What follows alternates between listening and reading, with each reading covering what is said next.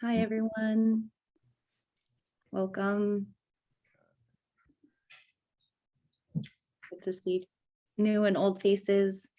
And as we're arriving, if you'd like, feel free to drop in the chat your name, where you're calling from, and maybe one thing you're grateful for. And then I will turn it over to Skylar to open and welcome us. Thanks, Mariko. If you want to read any of what people post, and then I'll jump in. That sounds Sure. good. Good to see you all. Yeah. Yeah, and I'll just say quickly that as people are coming in, this has been a space that's been, for a few years, we've been meeting once a month on Zoom to kind of be a place for conversations and counsel, sharing deeply from the heart about local issues, regional issues, the sacred, all that pertains to the sacred earth as a theme, but also as a movement. And so for anyone who's new today, that's what we'll be exploring, and then as well as some other things. So yeah, I'll leave it there for now. Thanks, Skylar. And I'll just read off what's going in the chat. We've got Matt, who's joining us from North Carolina. Grateful for this community. Anna from Belmont, Massachusetts, and grateful for a cooler day and dinner out under the sky, which sounds really lovely. I know we have different people joining us from different time zones, so enjoy your dinner. Good morning, good afternoon, good evening. We've got Connie in Menlo Park, California, and grateful for the redwoods where she lives. And Tom, working, the person that will be giving our presentation today, and I think I'll actually give Skylar a little bit of an opportunity to introduce you, but Tom is joining us from Grass Valley, California. I'm grateful for a tiny amount of rain today. And if anybody feels like coming off mute to say hello as well, you're welcome to do that. Hello. I'm Barbara McGurn. I'm Barbara McGurn from Amory, Wisconsin. And I'm grateful for a beautiful day. And we had a nice rain also today. So I'm very grateful for that. Thank you. Blessed rains. I'm Dave Greenfield from Saskatoon, Saskatchewan on the Canadian Prairie. I've attended a few things back in the winter, I think, but this is my grateful for a somewhat cooler day today and a bit of rain. Welcome, Dave. Great to have you again with us.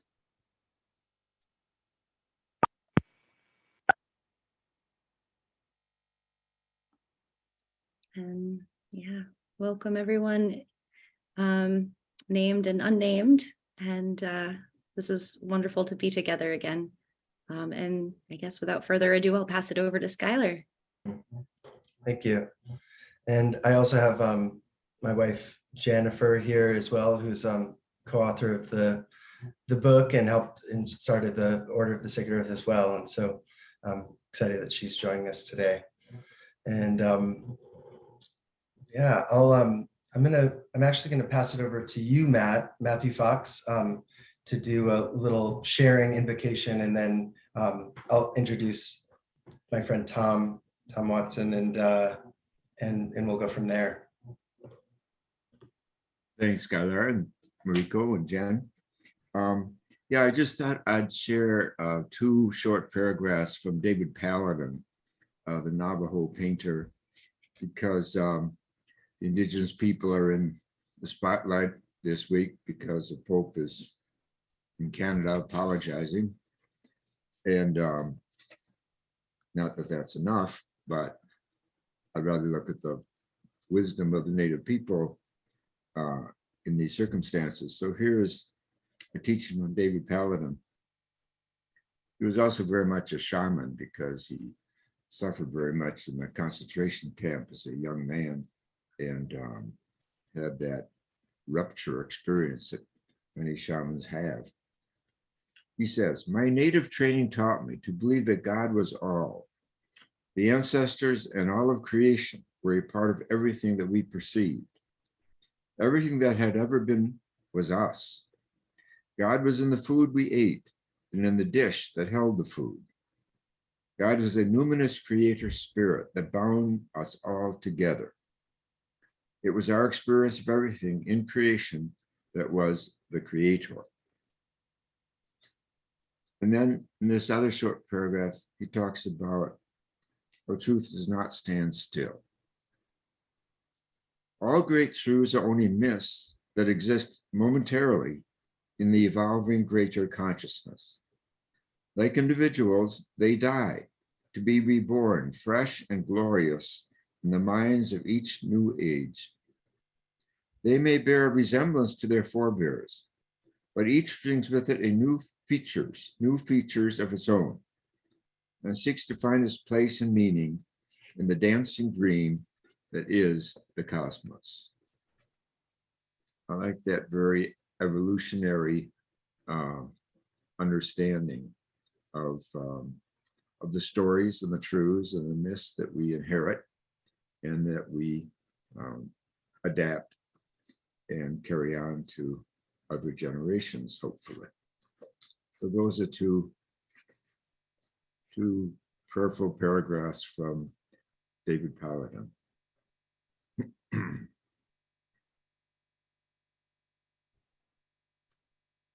Thank you, Matthew. And now I'll introduce my friend Tom, who I've known for, I think, 9 years, something like that, like close to a decade, I think, working with the Stepping Stones Project in California. And so Tom, amongst being a rites of passage guide like I am, is also involved in some developing some really amazing project from the sounds of it. Is it Hilo? Is that how you pronounce it? Hilo. Hilo. I knew I was Yeah. You're gonna get one or the other. Yeah, Hilo. Well, it's good. You know, it's good to keep us on our toes. It's like, yeah. Yeah, so Tom's here from originally from Australia, I believe.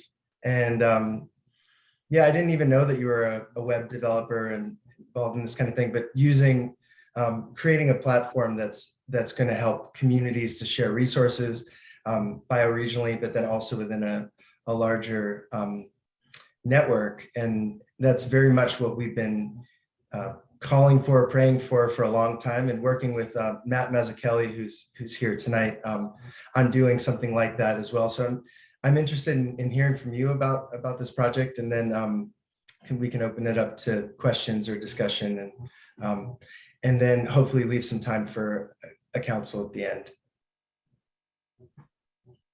Cool. Well, if there's two of me signed in. That's because I don't have a webcam on my computer. But I'd love to be able to share a little bit of like a presentation as such, and maybe a little look at the actual platform itself. So if I have sharing permissions, I'm hoping on the Tom Watson Hilo developer account. Let's see how we go. Share screen. Okay, looks good. All right. So, thank you.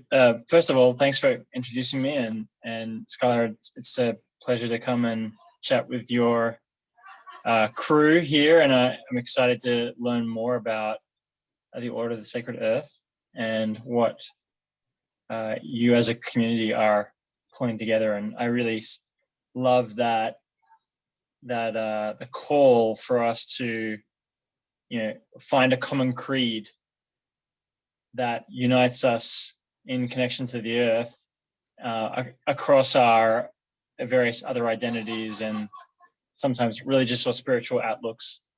And I definitely feel a resonance there with what we're trying to do with Hilo.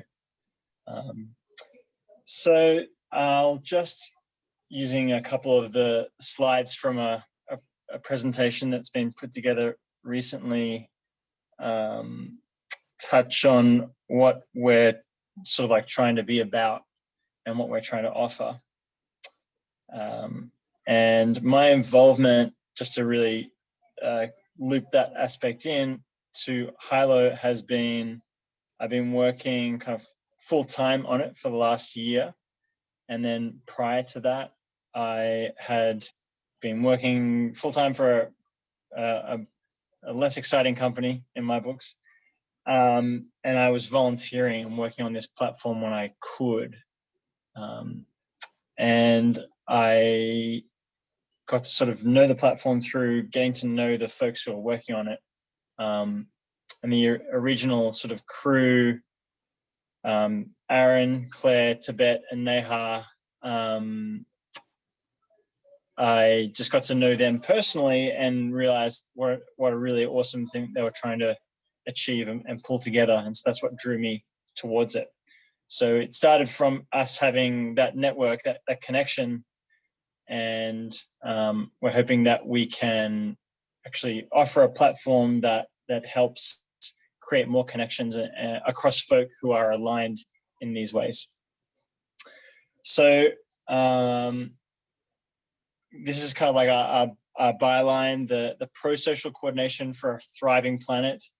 And we're using this like, there's a whole community around like pro-social as a means of like group organization and coordination that we've recently sort of become much more aligned with. And so we're kind of integrated that terminology in to what we're trying to do. And we really want to lean into the optimism of finding ways for humans to coordinate and collaborate more effectively, and naturally giving folk that orientation and those tools will pull more of those behaviors out of them. So that's kind of like our theory of change, if you will. And, you know, that comes from, you know, like the multitude of different challenges that we face as a global society today. We have a very complex and multi-interlocking, you know, global society, and there are many facets of that you know, are really sort of pernicious and tricky challenges. And you know, I think one of the things that ties in with the Order of Sacred Earth is that, you know, like there's a bit of a buzzword thing here, sense-making failures, or which kind of is really speaking to where a lot of communities have lost kind of like a unifying narrative or a cohesive identity or a cohesive set of like what's bringing us together. And that's what I think is like one of the things, beautiful things that the Order of the Sacred Earth can offer is, hey, like we can return to our relationship to the earth and have that be an anchoring for us in this very complex world that we live in. And I certainly think that's one of the building relationship with land and sort of reintegrating that aspect of our lives is something that I know we in the team really are trying to promote and build technology that works in service of that instead of further sort of pulling us into the cyber realm as much as the technology is exciting and wow and distracting. So we are, as you can read here, like wanting to create infrastructure that helps us kind of like evolve past some of these challenges. This is a little bit about us and some of the kind of like concepts that we are playing with. So we really focus on groups and communities as a platform. So if you just go to Hilo and you try and sign up as an individual without an existing group, it's not necessarily an intuitive sort of like process, and that's in a little bit about like our legacy as a platform. It used to be really, really super focused on communities, just in terms of the feature set that was built out.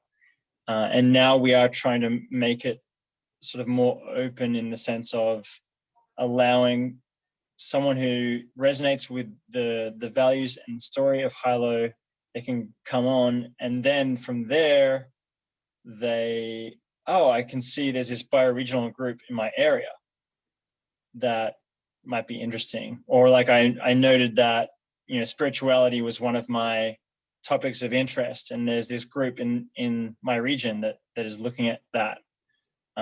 So having more ways for an individual to tap into the existing communities on Hilo is one of our sort of ongoing efforts to evolve it from its prior stage.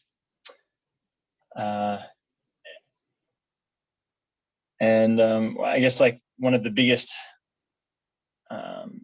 focus areas for the last 6 months in particular has been actually agricultural users or farmers and food systems. So we've built out a whole bunch of stuff on the platform to really bring those sorts of land stewards onto the platform. And our partners are onboarding, I think, around 200 farmers or farms, I should say, onto the platform in the coming months. And that's just the target for this year. They've got other farm groups and farm hubs they're related to that they'll onboard next year as well. So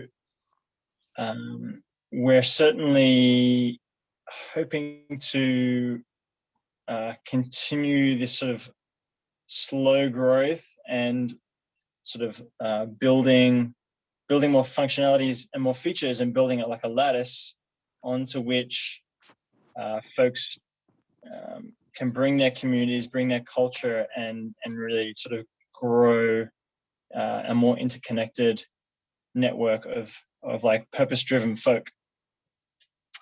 So that's maybe in counterpoint to social media like Twitter or Facebook or Instagram, where it's not necessarily about sort of having a purpose together. It's more like individualist. It's more about memes. So we're probably going to be a little bit shy on the memes, hopefully, but we'll see. If people get like they post memes, then we can't do anything about that. So like this sort of feeds in generally to again, like touching on this concept of a theory of change, where we are hoping to have like better tools for coordination, so that can feed into a cultural evolution, which then loops back in to improving those tools. So we do want to have like governance tools, so that there can be like a voting system or a discussion system around proposals that's built into the platform. We've been talking to a few different partners about what that might look like. It's not built out yet, but we really want there to be able to have that sort of functionality. So like one example is there's a bioregional group called Salmon Nation, who are a collection of all different folk from along like North California all the way up to Alaska, along where the salmon runs are. They are unified in their cultural lineage and their ecologies by the salmon. And within that, there are many political representations, tribes, whole First Peoples nations, and they will ultimately want to have a way to have proposals to like fund different projects or focus on different things and have people discuss and vote on those projects. So that's kind of the scale of stuff that we want to integrate onto the platform in the next year. So I think that's probably, there's a whole bunch of other slides here, and I don't want to derail us too far into the slide world. So I was thinking at this point to transition into just showing folk what the platform currently looks like. But it also might be a good chance to just sort of ask general questions. If Skylar, what's your impulse here? Do we want to stop for a few questions, or should I just jump into a? Yeah, I think I have space for just looking at the time. Yeah. I think space for a couple of questions, and then I would love to see, like, I did look at the site, but maybe just show people very briefly what you're going to show. But yeah, we can open it up to any questions first. The question I have is your name. Where do you get your name, Hilo? Well, I actually don't have a good answer for that. The name wasn't even, so the people, the current stewards didn't even come up with the name. Very originally, it was a company, it was a VC funded startup, and the platform had similar goals as it has now, but it was basically purchased by some folk, a Hollow Chain, who also have sort of similar pro-social values, and then gifted to the Terran Collective, who are the current stewards, so the Terran Collective would steward it.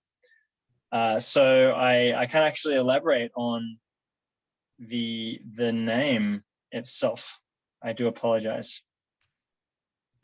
I was interpreting it as like high, low, so something about all encompassing. That's Could be.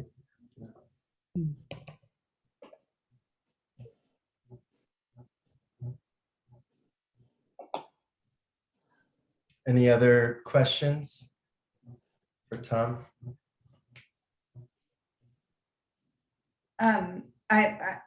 I'm really interested in the example you gave about a tool as like a kind of governing guidelines for communities trying to come together, and wondering if there are any other kind of more specific tools that you all have either already integrated into the platform or have a vision for. And then maybe bonus question, but I don't expect you to know that much about OSE. If you see kind of like the link with how OSE could contribute, or how this could support what, the efforts that we're doing. But even just the first question. Yeah. The first question again was an example of a sort of feature set, or? Yeah, like one of the tools that you talked about, like wanting to create tools for communities to connect in their shared vision. Yeah, maybe I'll just use that as an opportunity to kind of like touch on the actual current functionality. And so this is, I'm logged in to my account, and you can see, like, in some ways it's reminiscent of a Facebook with a feed with posts. People can comment on the post, they can upvote them. Posts can be shared publicly and to different groups, so you can kind of share out to all your different the groups that you think are sort of would be interested in the post you're making. Posts can be associated with topics, so you can follow, okay, I really care about regeneration, and there's like 4 new posts that are connected to that. I could click on that and check that out. And then there's a lot of that other sort of similar functionality, in the sense of like there's probably not very many events in this bioregional group, but you can create events for your group. You can have sort of a project or projects that allow you to kind of have a central spot for you to organize work. And then you can kind of like interlink groups in a way that might be helpful depending on the sort of structure that you all have. So if you're like, okay, we've got our big general group, but we also have a working group for a proposal that we're putting together. So you might want to create a little a subgroup that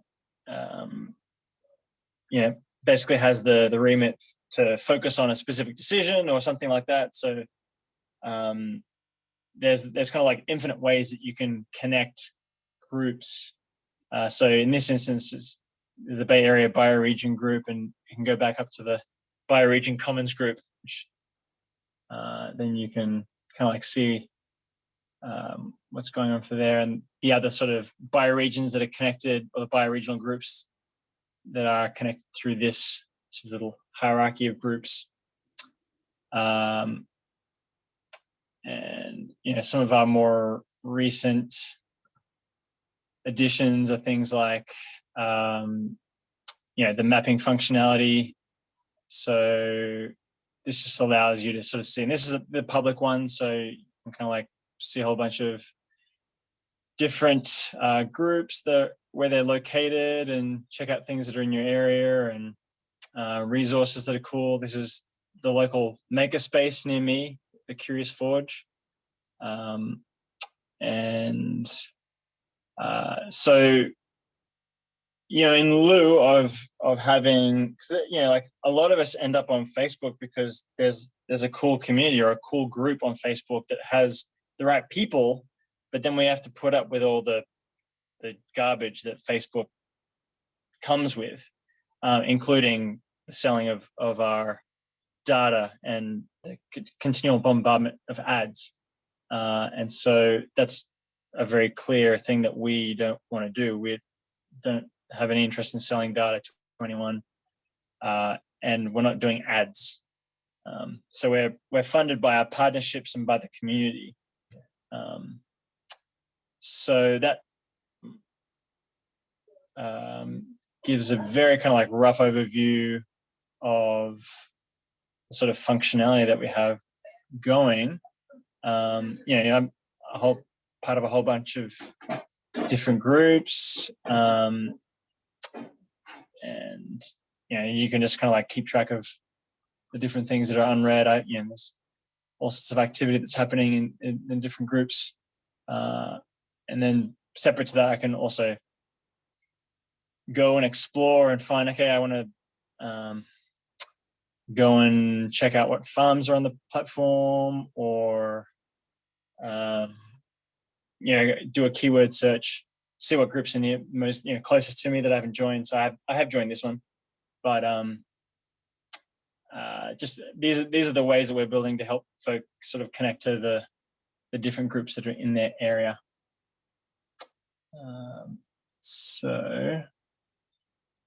And you had the second question was more sort of related to OS. Yeah, I might just jump in and say that one of the ways, just from your presentation, and from what we've previously done with OSE and see the potential for, is there's all these different pods that are in different bioregions. And then there's different issues and different focal points that come up in each pod according to who's in them and what they think is important. And then there's crossover between different pods and different issues. And so it could be a place where there's communication across issues and across, sharing bioregional needs or resources, and also organizing, and then seeing it as a whole, that there's this connected network of all these people and all these different groups doing parallel things and also very different things. So yeah. I'm wondering if that makes, if you see any more possibilities than that, or if that's even going to work here. Yeah, that's one of the current like core functionalities that we have. And so an example, this is our partner Open Team They're the folk who we're working with to bring farmers and let those sorts of land stewards onto the platform. And so, they have like a tech working group, an equity group. This is a group for the question sets for the surveys that we send out to farmers.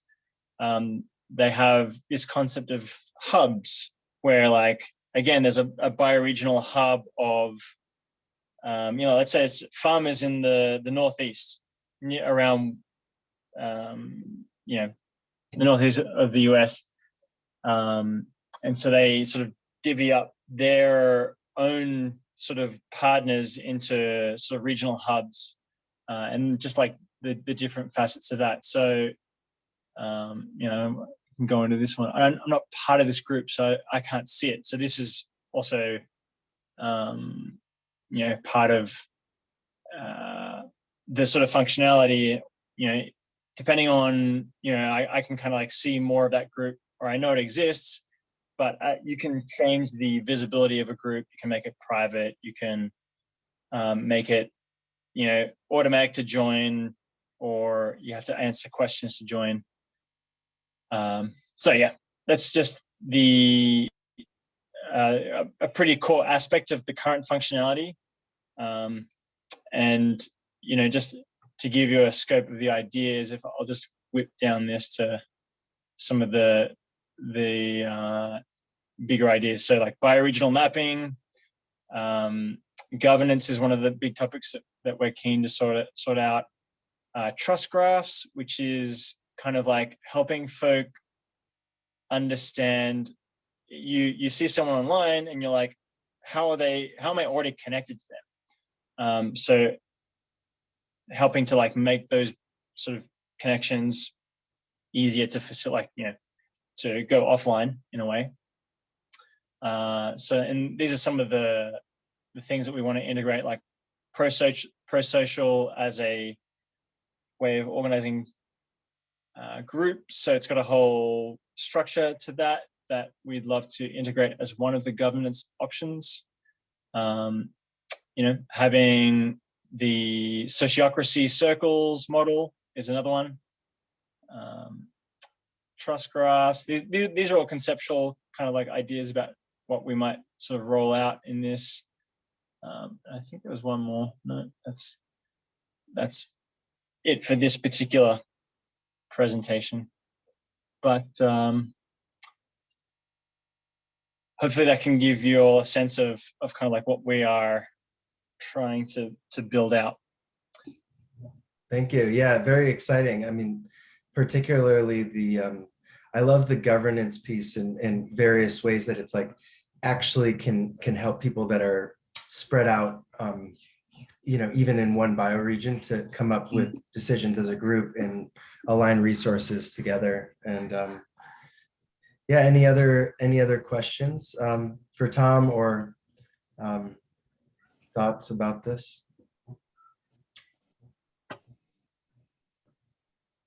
Looks like Connie has their hand up. Connie? Yeah. Hi, thanks. Hi, Thomas. So I have a community on Mighty Networks, and I'm looking at what you're doing at Hilo, which looks kind of different, like definitely more for organizations and governance and things like that. Could you say in a nutshell, like the key things that are different between Hilo and Mighty Networks? Sure. So I'll caveat that by being, this is a very common question, and I'm one of the engineers, and I'm not as versed in answering this question because I'm not tracking my networks as much. And we do see my networks as like one of the entities out there that is trying to do something similar to what we're doing. And some of the differences I'd say are where my networks is for profit. They're VC funded, and that is a pretty substantial difference in the sort of future potential trajectory of Mighty Networks. And it's one of those challenges where they have more money than us, and so they build out functionality faster than we do. And as organizations, as entities that we're trying to like bring in a different way of a different form of economics, a different form of supporting community. We often face this challenge where it's like, it's kind of like we need to use the tools of the current system. And in many ways, like Money Networks is probably the slightly more convenient tool as such to just like make that community platform thing go away. I don't have to worry about it as much.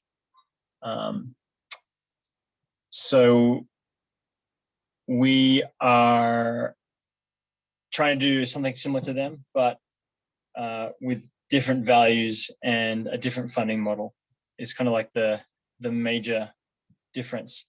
Feature to feature wise, I don't know enough about Money Networks to really answer you. I'm part of a few groups on Money Networks myself, like the Burning Man. I think Burning Man has a community on Money Networks. So it's a little bit of it is like how much of it, the decision that we make to bring our communities onto an online platform, how much of that is based on values alignment and whether we're really trying to figure out a different way to organize and sustain each other. So I'll stop there as my maybe slightly convoluted answer to that.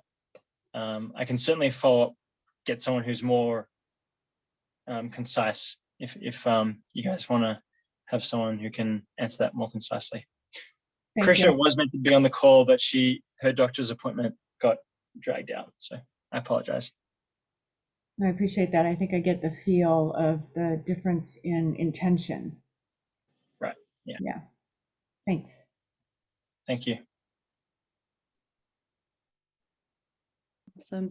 And I think there are a few people that are joined by phone and unable to see, and I just want to read what the chat says.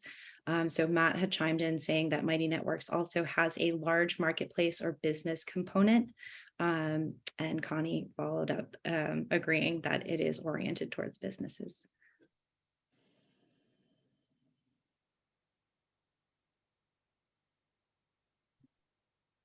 I actually have a follow-up question, and I also want to be mindful of the time.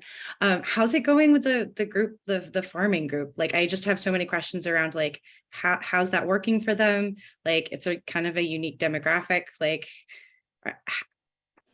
what are they connecting on? And Yeah. And how's that going? Yeah. So our partner Open Team is very much, and actually when I first came to the US, I worked for an agricultural startup as well, agriculturally focused startup. And certainly the cultural differences between like the app and the tech world and a lot of folk working in food systems is a gap that needs to be crossed. Mm. And so let me see if we just had so Open Team are basically hiring multiple people to, let's see how this pops up. It's not a particularly exciting one.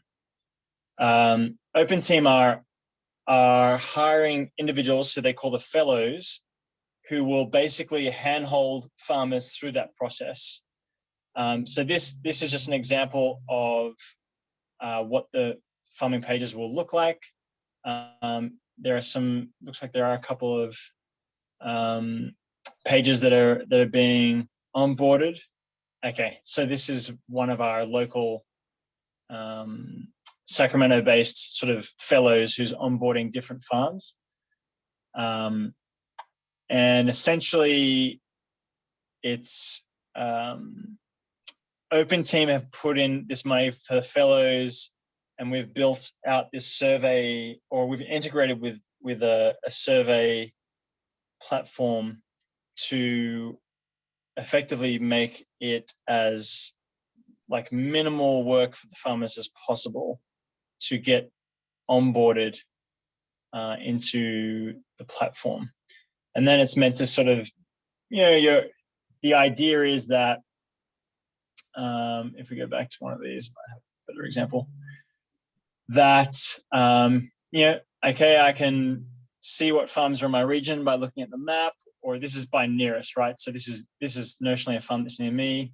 I can see their various like website links and a description of what they're doing, some idea of their farm level information, like this is a market garden, it's non-profit, the hardiness zone, some of the crops or products they're working with, whether they've got different certifications. So the survey allows people to rapidly sort of like put all this stuff in, and the most probably the most interactive aspect is that it also asks people, hey, like, how do you want to collaborate?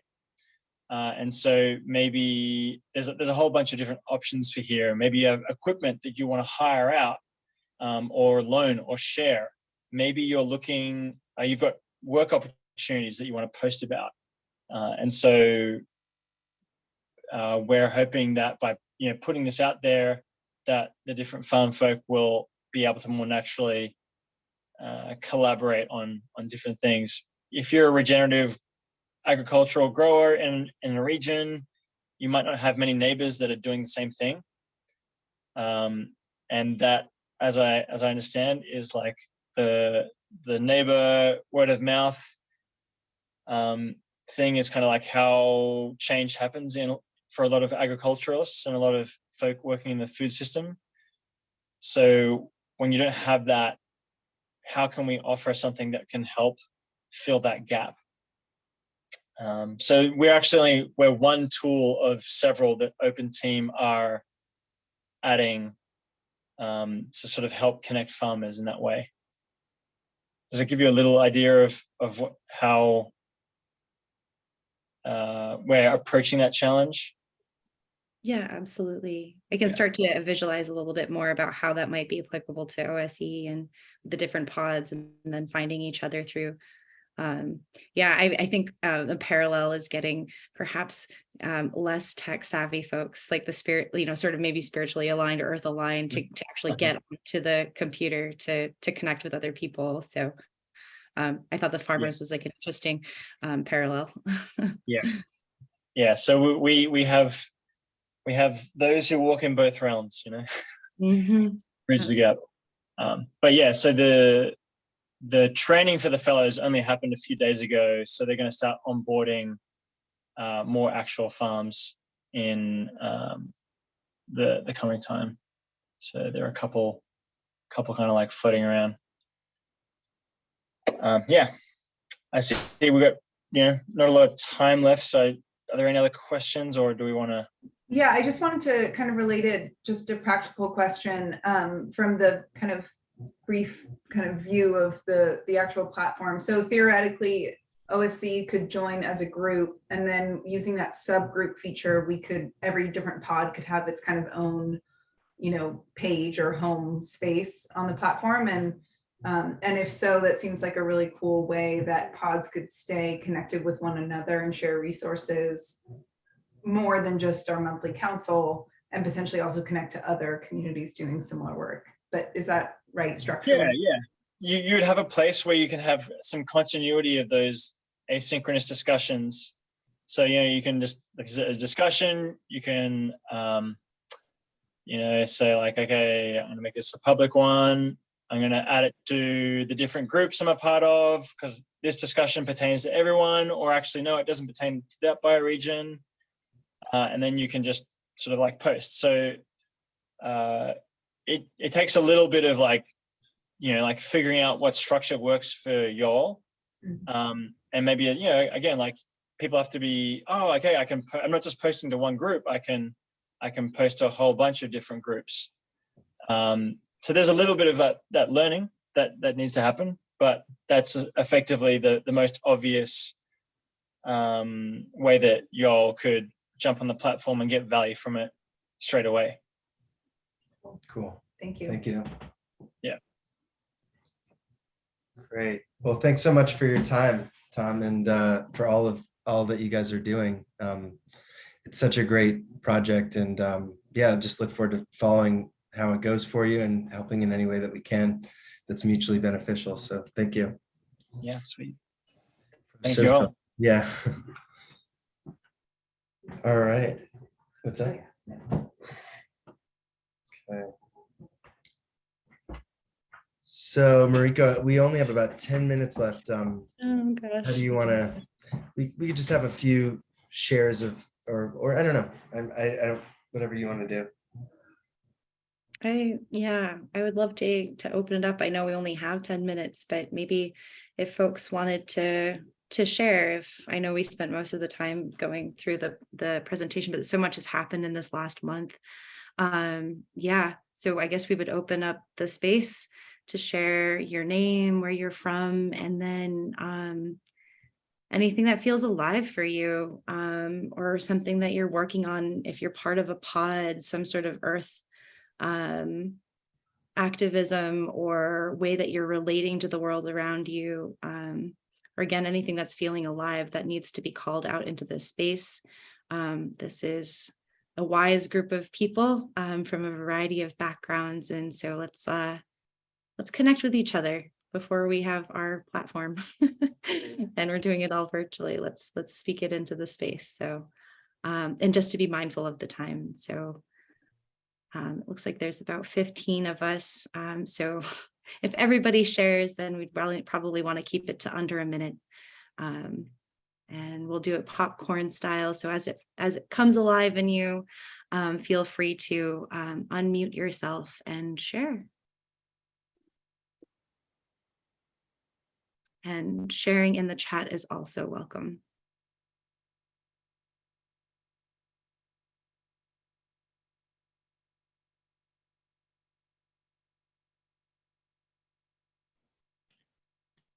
Hey, I'm Matt. I'm from the mountains of North Carolina.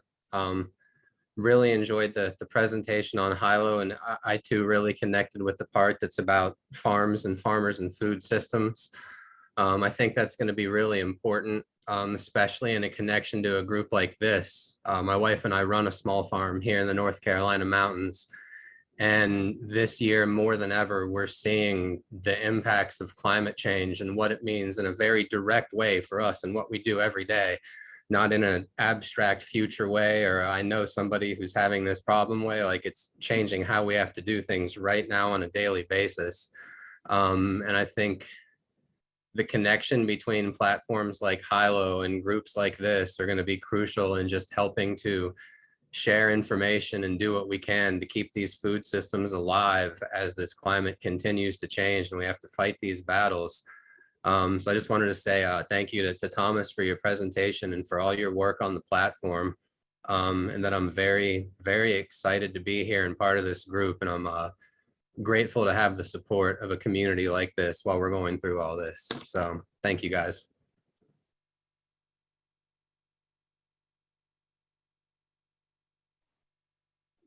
Thanks, Matt.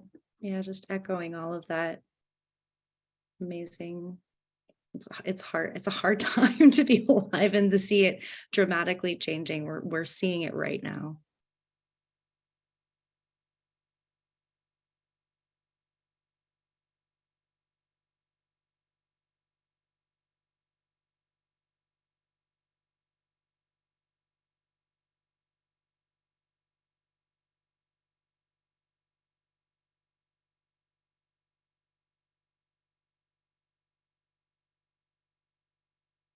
And I feel called to share, but I'll keep it short.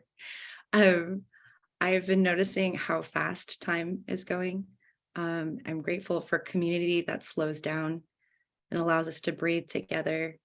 And I'm looking for balance in sort of the urgency around everything in life right now, from like you were saying, climate and the need to do something like ASAP, but also my body, my spirit and my energy just trying to match that pace in a sustainable way. Yeah, and just grateful for noticing my body in connection with the earth and everyone else. Thank you.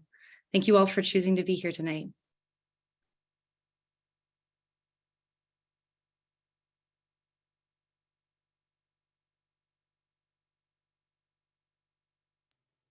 I guess I'll go ahead and share. I'm Connie. I'm glad to have found you a couple days ago. What's on my mind is the fires that are burning in many parts of the world, in Europe, and here in California, not too far away from where I live, near Yosemite, and really been concerned about that and about the continued fires we're probably going to be seeing in years to come with climate change. So I'm just holding everything in prayer and in rain and waters coming to quell the fires and bring everything back into balance.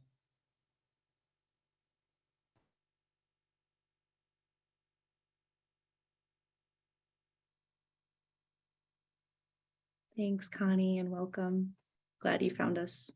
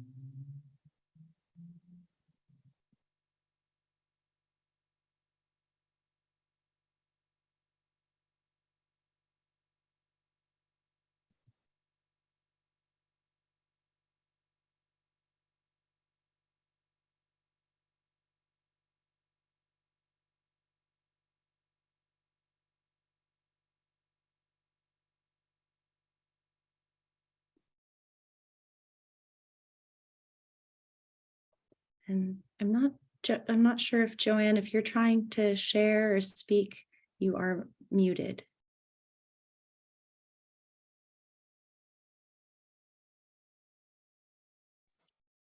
No, I was just trying to read the chat. So sorry. Okay, no worries.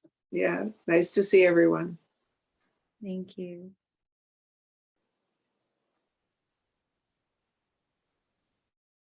And I don't know where you are, Elise, but it looks amazing wherever you're calling in from. I'm loving that sun.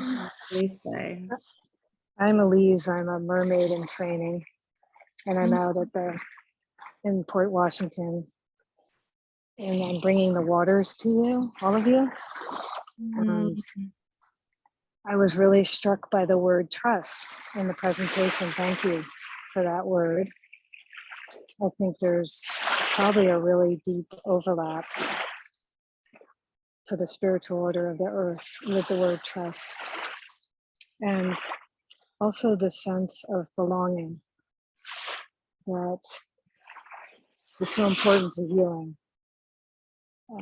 This planet, I think, is the sense of belonging. And I love the idea of ambassadors or people, fellows who are helping bring people to the platform, and so they're not alone in that. And I think it's really important to emphasize that this platform is built on not selling your information, actually trusting your information. And that's going to be really critical in how that platform goes forward, I think, is because we're being taught a lot of fear based things and weapons of technology, and we need to change all of that. So I'm grateful to be here. It's my first time here. Welcome, Elise, and thank you for bringing us the waters. I'm just like you're filling me with joy, hearing the sun, like hearing the sound of the waves, and then the sun and your radiant smile. Grateful. And I don't know if I'll open it up if there's any last one, but I feel like that was a really wonderful closing. Yeah, thank you all so much. I don't have other words than exactly what was shared. So thank you all for choosing to be here in Circle tonight, weaving that trust, the community, dispelling fear, and building something, and hopefully taking this momentum into our daily lives, back into the world. May we walk our truths, knowing that we have each other's backs, and that we are connected truly, in the work that we do in service, to all. So thank you. Blessings for everyone, to everyone. Thank you for being here, especially our new folks, and especially the folks that come every time. I've never met a mermaid in training before. I know. Special moment. Truly blessed. Yeah. Oh, thank you so much. And thank you, Tom Thank- Watson, for joining us. We really appreciate you and the work you're doing and spending this time with us. Yeah, thank you. Thank you all. Thanks, everyone. Have a good night, and we'll see you in a month.